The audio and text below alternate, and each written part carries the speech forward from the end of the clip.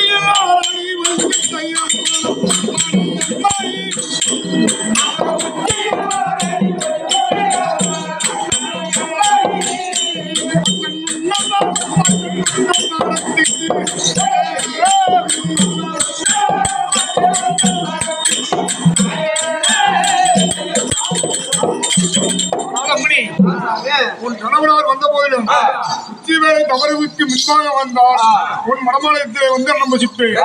உச்சிவேலை பின்பாக வந்தால் மனமாலயத்திலே வந்து நம்ம சிக்க மாட்டேன் அம்மணி. ஆனால் சாமி, என் கணவரே பரகாலத்தையோடத்தான் வெளியே சென்றிருக்கிறார். இன்னும் சித்தராத்துக்குள் வந்துடுவார்.